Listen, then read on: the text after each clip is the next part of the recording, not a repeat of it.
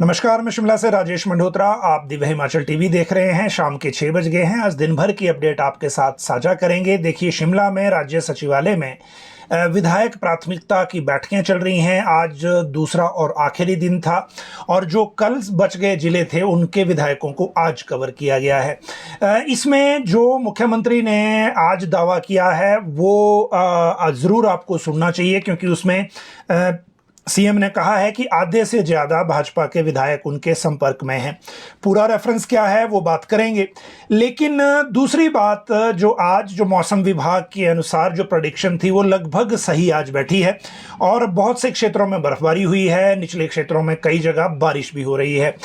साथ में एक बड़ी अपडेट जो हमने इस बुलेटिन के माध्यम से आपको 2-3 बार बताई थी कि अब जो ये कर्मचारी बिल पारित हुआ है विधानसभा से, उसमें कर्मचारियों के पेंशन के वो केस भी फंस रहे हैं जो शीला देवी वाली जजमेंट के बाद पेंशन के लिए लोग एलिजिबल हो गए थे। लेकिन लगातार 2-3 बार हमने इसको बुलेटिन में मामले को लिया था और इस मामले को लेने के बाद आज एक नई चीज ये सामने आई है कि मुख्यमंत्री ने इस बारे में एक बैठक बुलाई है। और ये जो बैठक है ये इसलिए बुलाई गई है ताकि तीनों बातों पर, कॉन्ट्रैक्ट की सीनियरिटी, कॉन्ट्रैक्ट की इंक्रीमेंट और कॉन्ट्रैक्ट सर्विस को मिलाकर पेंशन वाला जो मामला है उस पे डिसीजन लिया जा सके।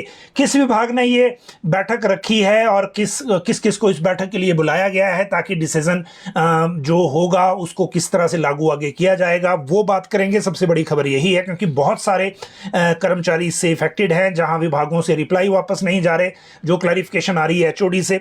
पंचायतों पर मुख्यमंत्री ने एक बड़ा फैसला लिया है और ये पंचायतों के काम को लेकर है।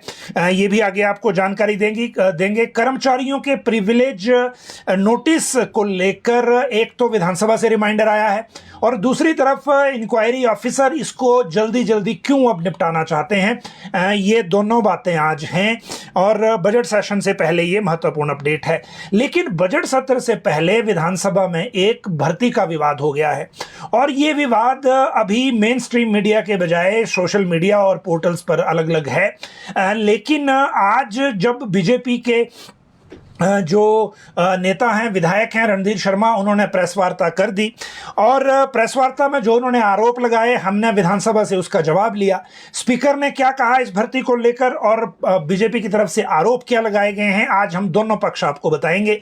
लेकिन बजट सत्र क्योंकि आने वाला है विधानसभा का और बजट सत्र से पहले इस तरह के मामले अच्छे नहीं होते, क्योंकि इससे सत्र की शुरुआत जो है वो फिर उस तरह की रहती है, आपको पता है। आगे बात करेंगे कि मंडी के खिलाफ षड्यंत्र हो रहा है। ये आरोप विधायक प्राथमिकता बैठक में धर्मपुर से भाजपा के जिला के एकमात्र विधायक चंद्रशेखर ने क्यों लगाया जब उनके आसपास की कुर्सियां खाली थी सचिवालय में। दूसरी बात, रेल बजट में क्या मिला और इस पर रेल बजट पर सीएम ने आज कैटेगोरिकली क्या कहा, ये भी आपको सुनना चाहिए। एसएमसी ने फिर धरने का ऐलान किया है। करुणामूलक वाले जो लोग हैं वो फिर से जाग गए हैं क्योंकि इनका इंतजार का सब्र टूट रहा है बार बार। बिजली बोर्ड में भी हलचल चल रही है, कुछ होने वाला है, लेकिन क्या होगा ये कल की बैठक में तय होगा, फिर उसके बाद आगे पता चलेगा कि क्या इसमें होता है। एचपीयू के स्पेशल चांस की एक बात है और मौसम का जो ब्रीफ है आपको वो भी हम जरूर देंगे, क्योंकि जो मौसम का अभी भी फोरकास्ट आज दिया गया है उसके मुताबिक 2 दिन तक अभी यही प्रक्रिया रहनी है। आगे ऐसा मौसम विभाग की तरफ से कहा गया है कि अगले जो 24 घंटे हैं उसमें 8 जिलों में इसका असर देखने को आपको मिलेगा और इस असर में क्या बाकी जगह बर्फबारी हो सकती है कि नहीं और आज कहां हुई है, ये दोनों बातें आज आपको एक साथ बताएंगे। अगर हम बात करें मौसम विभाग की प्रेडिक्शन की, देखिए तो उसमें यह कहा गया है कि ऊंचाई वाले क्षेत्रों में बर्फबारी होगी। आज चंबा का जोत जो है वो बर्फबारी की वजह से बंद कर दिया गया था। उसके अलावा रोहतांग पे बर्फबारी हुई है, कि लाहौल स्पीति में बर्फबारी हुई है। रोहतांग टनल के दूसरी तरफ जो है वो सुबह से ही बर्फबारी शुरू हो गई थी और कई जगह जो मैदानी क्षेत्र हैं वहां पर भी, कांगड़ा के कुछ हिस्सों में बारिश भी हुई है। इसी तरह से शिमला में भी आज हल्की बूंदाबांदी हुई है। वैसे बारिश उस तरह की तो नहीं हुई लेकिन मौसम बदला था। अब आने वाले दिनों में जो अगले 24 घंटे के लिए तो ये है कि किन्नौर और कुल्लू में सबसे ज़्यादा बर्फबारी हो सकती है, और बाकी जहां जहां बारिश है, बारिश भी मैदानी क्षेत्रों तक पॉसिबल है, ऐसा मौसम विभाग का जो प्रेडिक्शन है वो अभी सामने आया है।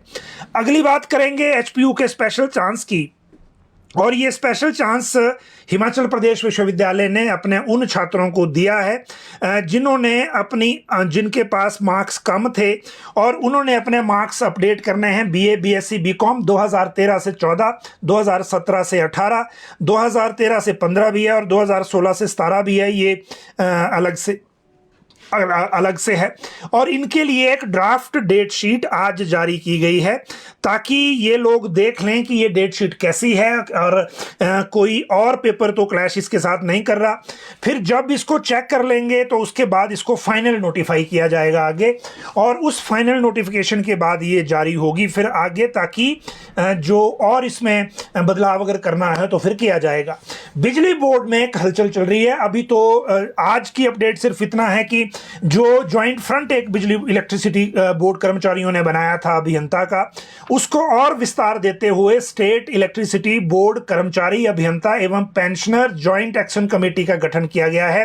कल इसकी बैठक होगी और वर्तमान घटनाक्रम को देखते हुए आगे इन्होंने कल एक्शन को लेकर क्या करना है वो कल ऐलान करना है। और फिर बिजली बोर्ड के निदेशक मंडल में जो कुछ पद खत्म करने की एक फैसला किया गया है, जिसको पिछले कल मुख्यमंत्री द्वारा भी स्वीकृति दे दी गई है, ऐसा इन्होंने कहा है। हालांकि अभी हमने सीएम ऑफिस से इसको कंफर्म नहीं किया है, लेकिन ये कहा है कि उन्होंने स्वीकृति दे दी है, तो इसको दोबारा से एक बार चेक करना पड़ेगा। और इस ज्वाइंट फ्रंट ने कल फैसला करना है कि वो क्या आगे इसमें निर्णय लेते हैं और किस तरह से आगे बढ़ते हैं। एक और बात जो आपको अभी ताज़ा अपडेट बता दें, पेयजल घोटाला ठियोग में हुआ था।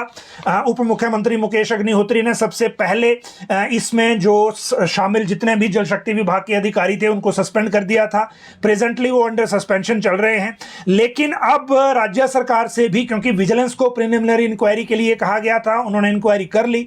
इंक्वायरी करने के बाद मामला दर्ज करने के लिए permission to inquire, permission for prosecution अलग से मिलेगी बाद में, और अब पीसी एक्ट में ये परमिशन दे दी गई है कि जल शक्ति विभाग के स्टाफ और ठेकेदारों के खिलाफ एफआईआर दर्ज कर दी जाए। ये एफआईआर दर्ज भी हो गई है। विजिलेंस ने इसको अभी तक किसी के नाम पर एफआईआर दर्ज नहीं की गई है।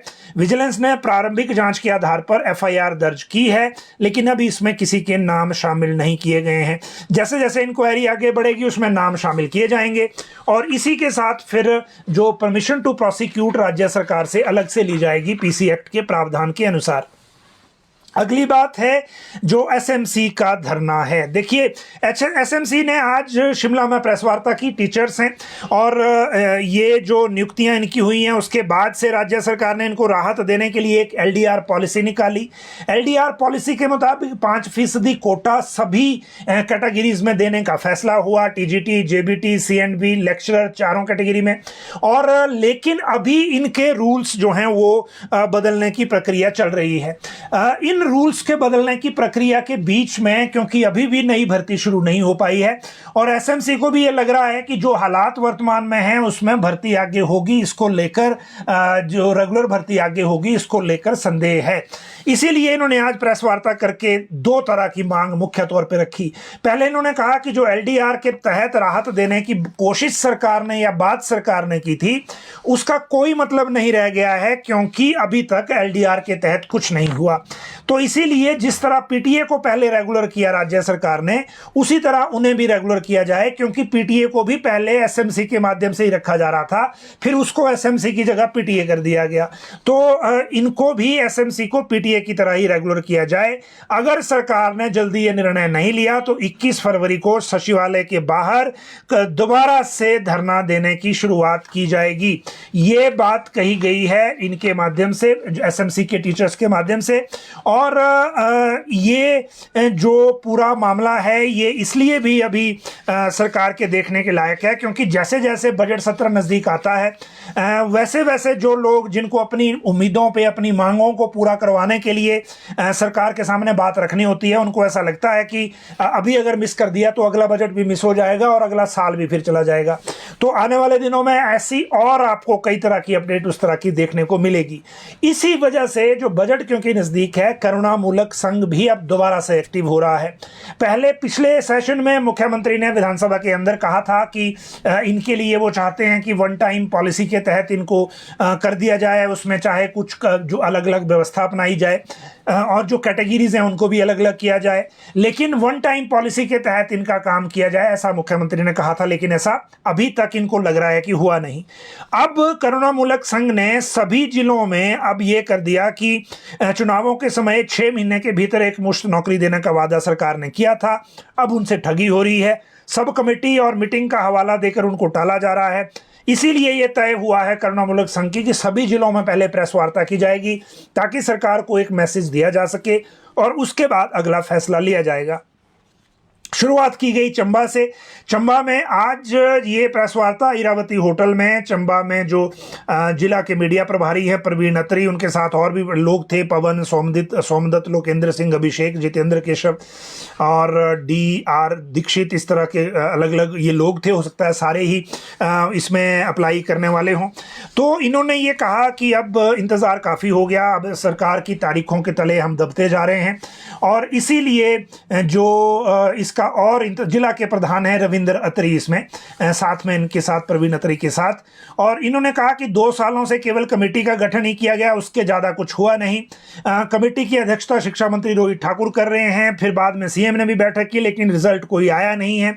इसीलिए जो करुणामूलक परिवार हैं, जो आश्रित परिवार हैं, वो अपने आप को ठगा हुआ महसूस कर रहे हैं। ना इनकम लिमिट को लेकर कुछ हुआ, तो इसीलिए अब ये सभी जिलों में पहले प्रेस वार्ता करेंगे, फिर उसके बाद जो चीज़ें जो बातें इनके सामने आती जाएंगी वो आगे रणनीति उस तरह से बनाएंगे ताकि सरकार को बजट में इस मामले में कोई अनाउंसमेंट करने को लेकर या उस तरफ को जो है वो सरकार को एटलीस्ट क्लैरिटी हो जाए कि सरकार इसमें कुछ करना चाह रही है कि नहीं।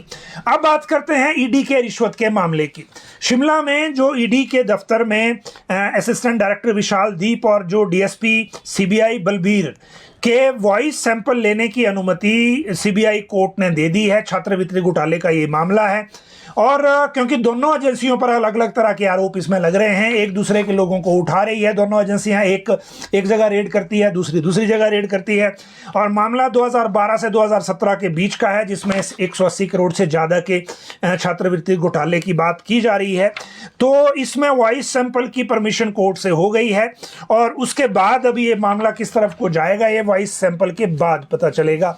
जहां तक बात रेल बजट में क्या मिला, ये एक बड़ी इंपॉर्टेंट अपडेट आज की है और ये इंपॉर्टेंट अपडेट इसलिए है क्योंकि रेल बजट को लेकर कल जो केंद्रीय रेल मंत्री हैं उन्होंने हिमाचल को लेकर कुछ जानकारी दी थी और आज मुख्यमंत्री ने उसका रिप्लाई भी दिया। केंद्र के जो रेल मंत्री हैं अश्विनी वैष्णव, क्योंकि पहले रेल मंत्री अलग बजट पेश करते थे और जो फाइनेंशियल बजट था वो अलग होता था, तो 2 बार कवरेज होती थी, तो कम से कम रेल को लेकर भी अलग से चीज़ें आती थी। जब से फाइनेंस के बजट के साथ रेल मिक्स कर दिया गया है तब से जो सेक्टर वाइज ब्रेक है या जो एक तरह से आप कहिए कि स्टेट वाइज ब्रेक है वो नहीं आती, इसीलिए इन्होंने अलग से जानकारी दी। केंद्रीय रेल मंत्री ने कहा कि हिमाचल को अगले वित्त वर्ष में 2716 करोड़ आवंटित हुए हैं और इसमें एक नई बात यह है कि जो इनका एक अमृत स्टेशन स्कीम है उसमें 4 स्टेशनों का विकास होगा और इसमें अंब अंदौरा ऊना का है, बैजनाथ पपरोला कांगड़ा का है और पालमपुर भी कांगड़ा का है और शिमला का है। इन 4 स्टेशनों पर जनता के लिए, जो लोगों के लिए, सवारियों के लिए सुविधाएं एक्स्ट्रा ऐड होंगी, इंटरनेट की सुविधा भी उसमें शामिल होगी और बाकी जो चीज़ें हैं वो जो भी एमिनिटीज़ उस टाइम चाहिए होती हैं वो सारी इन रेलवे स्टेशंस पर जो है वो उपलब्ध करवाई जाएंगी। लेकिन आज जब मुख्यमंत्री से रेल बजट के बारे में पूछा तो उन्होंने कुछ और दिशा में इस बारे में बात की। मुख्यमंत्री ने कहा कि 2716 करोड़ से कुछ नहीं होता, क्योंकि हिमाचल सरकार ने दो प्रमुख बातें कही थी। पहली बात यह कही थी कि जो भानुपल्ली बिलासपुर रेल लाइन है, जिसमें भूमि अधिग्रहण का 70% कॉस्ट और कंस्ट्रक्शन का 50% कॉस्ट अब तक राज्य सरकार ने झेला है, जिसके बदले 1100 करोड़ खर्च किए गए हैं, उसको हमें वापस किया जाए और सेंटर ही इसको पूरा करे। दूसरी बात, चंडीगढ़ बद्दी रेल लाइन के लिए हिमाचल सरकार ने अब तक 186 करोड़ दिए हैं और ये लाइन जल्दी बननी चाहिए। इसमें लैंड कॉस्ट पूरी हिमाचल की है और 50% कंस्ट्रक्शन कॉस्ट भी है, लेकिन केंद्र सरकार इनको इग्नोर कर रही है। इसीलिए रेल में हिमाचल की अनदेखी हुई है और उसमें हिमाचल के बारे में कोई ज़्यादा बात नहीं की गई। ये मुख्यमंत्री ने आज रेल बजट को लेकर कहा है। फिर बात करते हैं मंडी के खिलाफ षड्यंत्र की बात क्यों आई।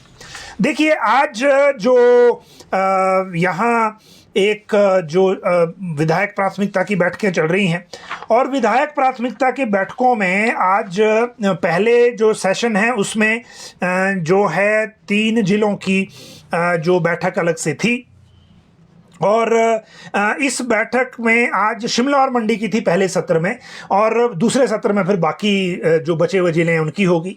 इस सत्र में एक तो मुख्यमंत्री ने कहा कि पिछली सरकार ने सिर्फ वोट के लालच में नए दफ्तर खोले थे और उनकी सरकार की ऐसी कोई मंशा नहीं है, इसलिए हम शिक्षा और स्वास्थ्य क्षेत्र में सुधार पर ध्यान दे रहे हैं। रोडू से चिड़गांव सड़क को सुधारने को लेकर कहा कि सरकार बजट देगी।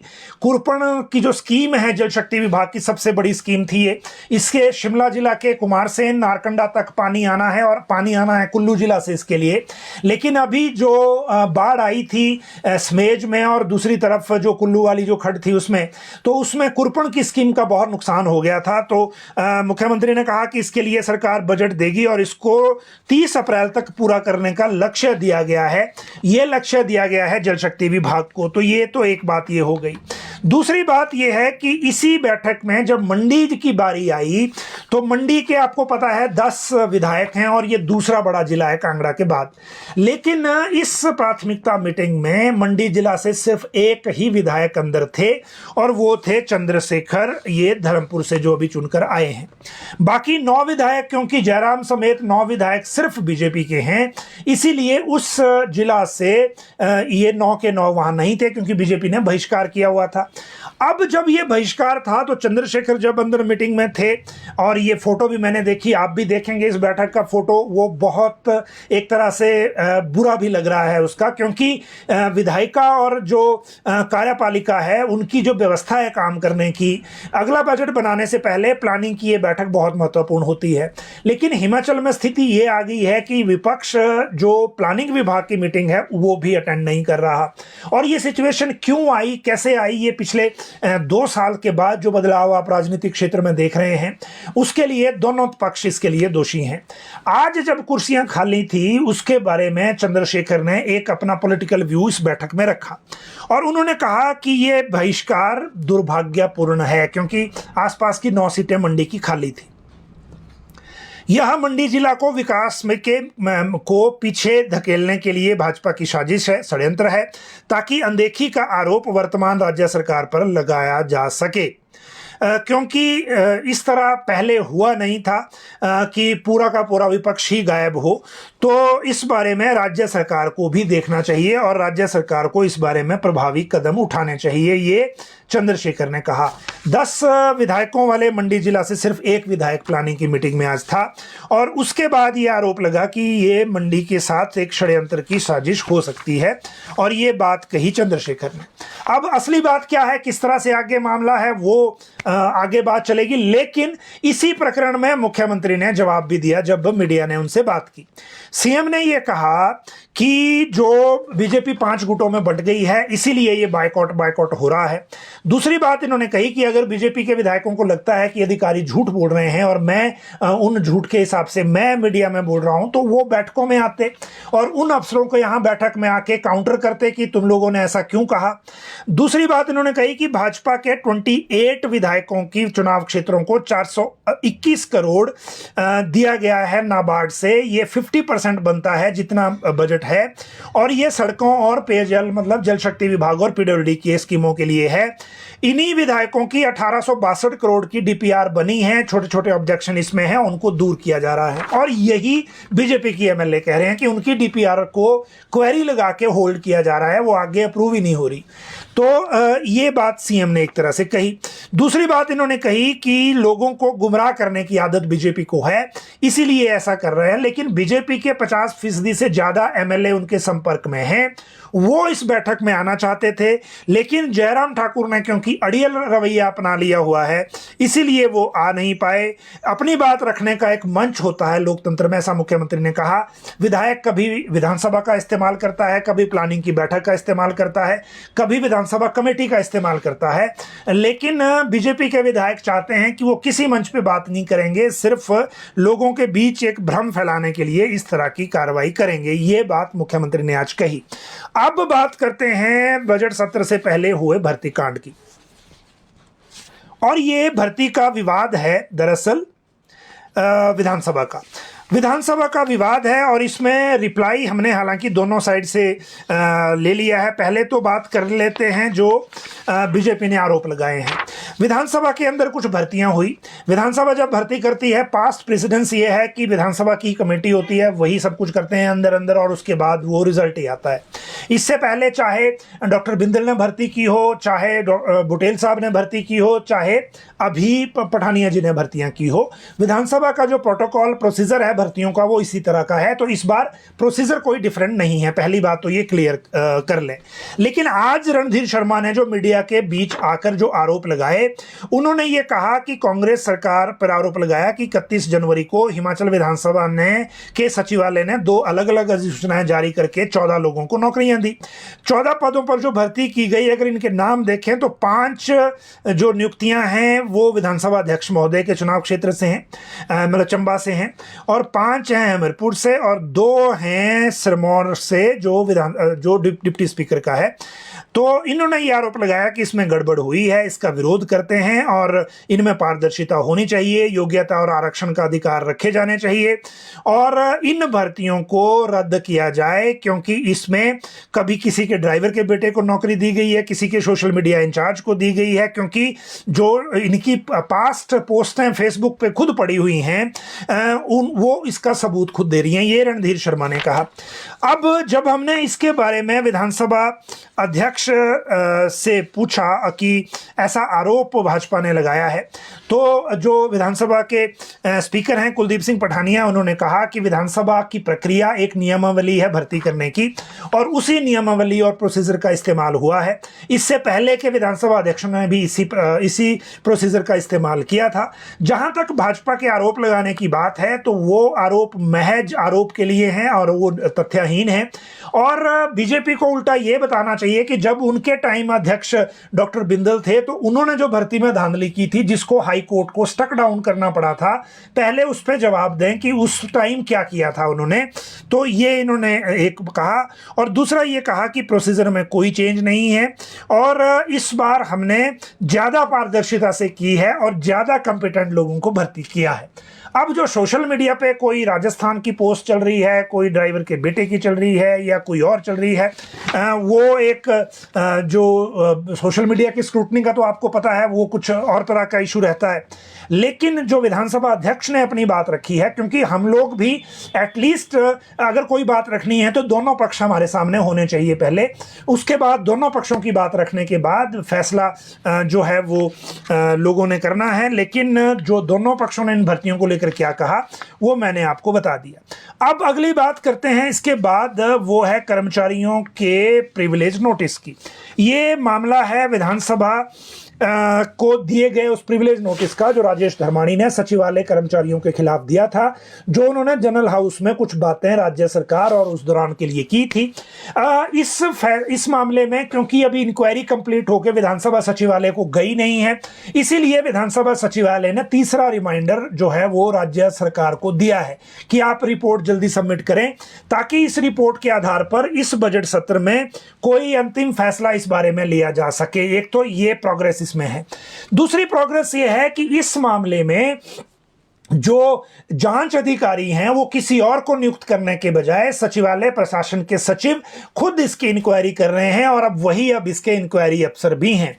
इन्हीं इंक्वायरी अफसर ने कर्मचारियों को नोटिस देकर उनसे जवाब ले लिए थे, और नोटिस देने के बाद, जवाब रिटर्न में लेने के बाद, उनको एक बार हियरिंग का मौका भी इन पर्सन दिया है। मतलब पर्सनल हियरिंग भी इनकी एक बार कंप्लीट हो गई है। इसके बाद इसकी रिपोर्ट बननी है, रिपोर्ट बनने के बाद सबमिट होनी है, उसके बाद विधानसभा सचिवालय ने आगे को लेकर इसका फैसला लेना है। तो ये 3 अपडेट एक साथ है। 6 कर्मचारी नेताओं को ये नोटिस है। एक सचिवालय सेवाएं कर्मचारी महासंघ के अध्यक्ष और महासचिव हैं, एक संघ जो है पीए प्राइवेट सेक्टर्स है उनके एक प्रतिनिधि हैं, एक जो ड्राइवर एसोसिएशन है वहां से हैं, एक क्लास 4 से हैं शायद, मतलब टोटल 6 लोग हैं। तो इनका रिप्लाई भी हो गए हैं। अब जो इंक्वायरी अफसर हैं वो इस मामले को क्लोज कर रहे हैं एक तरह से, ताकि वो यहां से सबमिट करने के बाद विधानसभा को दे दें और बजट सत्र में इसको लेकर निर्णय हो सके। क्या इसमें हो भी जाएगा नहीं होगा ये उस दिन पता चलेगा, लेकिन एटलीस्ट इस मामले में आगे जो प्रोग्रेस कुछ हुई है, और ये प्रोग्रेस फाइनल तक कब जाती है, क्या इसमें कोई जजमेंट आती है कि नहीं, क्योंकि इस तरह का मामला पहली बार हिमाचल में हुआ है, और इस इंक्वायरी के बाद क्या किया जाता है वो अभी देखना बाकी है। इसके बाद जो मुख्यमंत्री का एक बड़ा फैसला है वो पंचायतों को लेकर है, और ये फैसला इसलिए बड़ा है क्योंकि पंचायतों में आपसी विवाद, प्रधान उप प्रधान के टकराव, मेंबर्स के साथ डिवीजन या लोगों के झगड़े, जमीन के विवाद, इन कई रीजन के कारण जो विकास के काम है वो पंचायतों में कई बार नहीं हो पाते।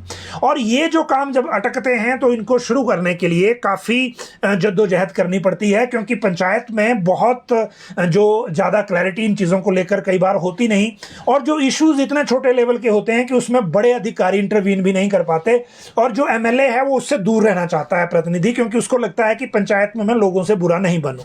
इसीलिए मुख्यमंत्री ने एक निर्णय लिया है, और इसमें यह निर्णय लिया है कि पंचायत यदि किसी विकास कार्य पर 1 महीने तक डिसीजन नहीं लेती है तो बीडीओ उस काम को शुरू करने का फैसला ले सकेगा।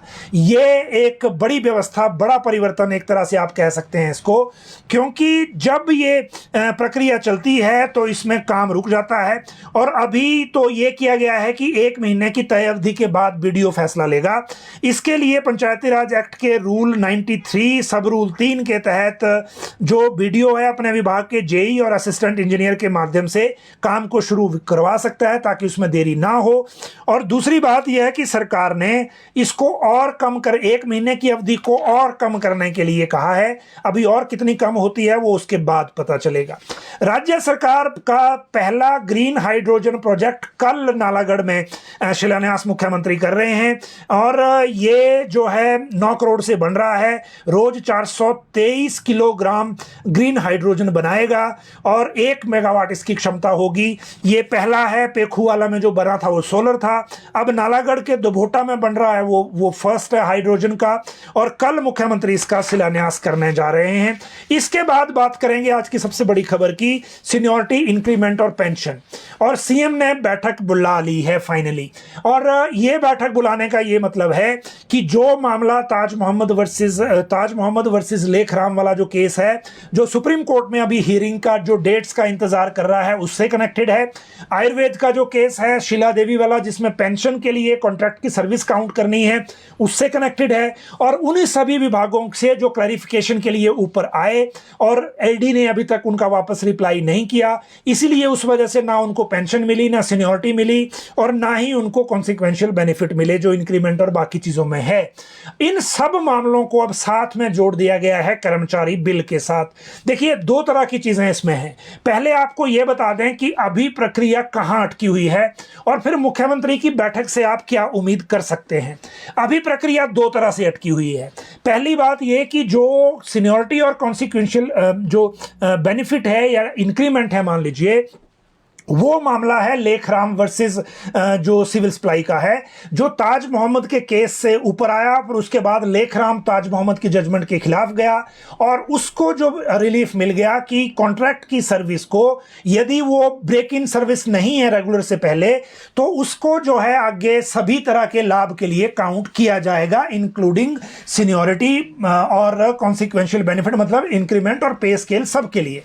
तो ये मतलब ये हो गया कि डे वन से ही जब वो कॉन्ट्रैक्ट में कर्मचारी नियुक्त हुआ तो उसको डे वन से ही सीनियरिटी उस तरह से मिलेगी। ये तो एक है।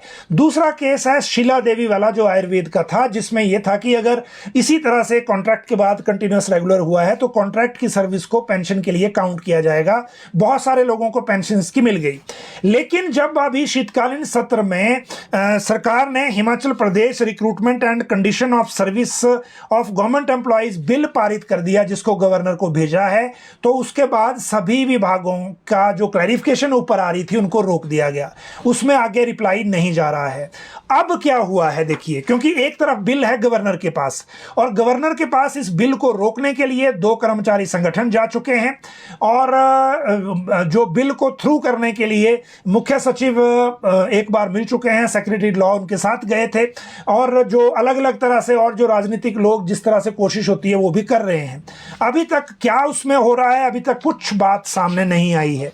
लेकिन अब क्या हुआ है कि मुख्यमंत्री ने इस सब्जेक्ट पर बैठक बुला ली है 11 फरवरी 2025 को 11 बजे अपने ऑफिस में, सचिवालय में, regarding counting of contract service for the purpose of increment pensionary benefits and for all consequential benefit. और इसमें ये लिखा गया है कि there is a many cases for counting of contract service for the purpose of increment, pension and consequential benefit etc.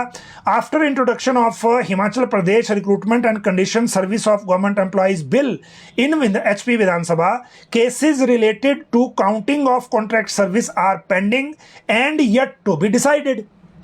Accordingly, above matter was placed before Honorable Chief Minister, who has desired to hold a meeting on 11th February 2025 at 11 AM in his office chamber। ये चिट्ठी लिखी गई है secretary education की तरफ से और ये चिट्ठी किस किस को इस बैठक के लिए बुलाया गया है? Advocate general Himachal Pradesh, chief secretary Himachal Pradesh, all administrative secretaries government of HP, adviser planning department, इन सब लोगों को बुलाया गया है। और ये जो बुलाया गया है ये 11 फरवरी को अब तय होगा कि वो अब इस पे क्या कॉल ली जाएगी। इससे पहले इसी बुलेटिन में मैंने आपको बताया था कि 2 केस मैंने एजुकेशन के गिनाए थे।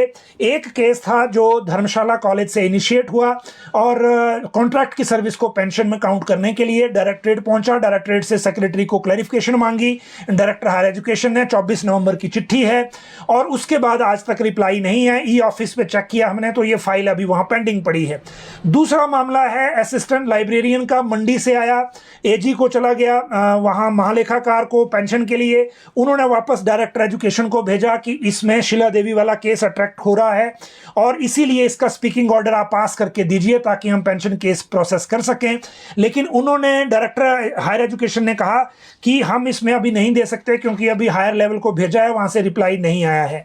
तो उससे यह क्लियर हो गया था कि पेंशन रुक रही है। हालांकि इसी बारे में 2 हफ्ते पहले जब मैंने चीफ सेक्रेटरी से बात की थी तो उन्होंने कहा था कि बिल में पेंशन शब्द नहीं है तो पेंशन इफेक्ट नहीं होनी चाहिए, लेकिन इस बिल के कारण पेंशन भी रुक रही है, इंक्रीमेंट भी रुक रही है, सीनियरिटी भी रुक रही है। तो अब मुख्यमंत्री की अध्यक्षता में जो बैठक होगी उसमें कोई रास्ता निकलेगा।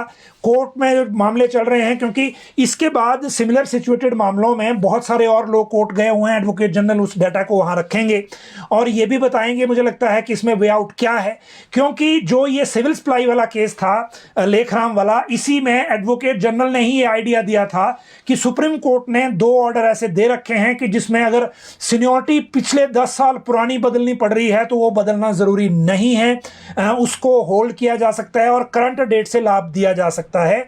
और सिविल सप्लाई के उसी मामले में जब सेक्रेटरी को 2 लाख कॉस्ट लगाने की उसमें चेतावनी ऑर्डर में आ गई थी तो फाइनल ऑर्डर में फिर कोर्ट वो नहीं लगा पाया था।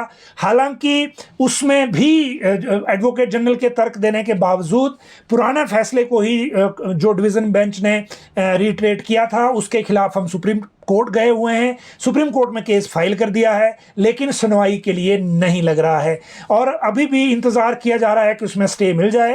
तब तक सभी विभागों को रोका गया है कि वो फाइनली आगे क्लैरिफिकेशन ना दे, जो पेंशन का मामला है या सीनियरिटी का मामला है। तो ये मुझे लगता है बड़े विस्तार से आज बात हो गई सीनियरिटी वाले मामले में और बड़ी अंडरस्टैंडिंग आप लोगों को हो गई होगी। अगर फिर भी आपकी कोई क्वेरी है और कोई और इसमें आप लोग जानकारी चाहते हैं तो 11 फरवरी तक तक जो जो अपडेट होगी आपको देंगे। और उस दिन जो डिसीजन होगा, अगर बैठक सेम डे हो गई तो उसके बारे में भी बात करेंगे। कोई कमेंट अगर आपके पास कोई और एडिशनल इन्फॉर्मेशन के लिए है तो इसी कमेंट बॉक्स में करें। आप सब लोग लाइव जुड़े, बहुत बहुत शुक्रिया।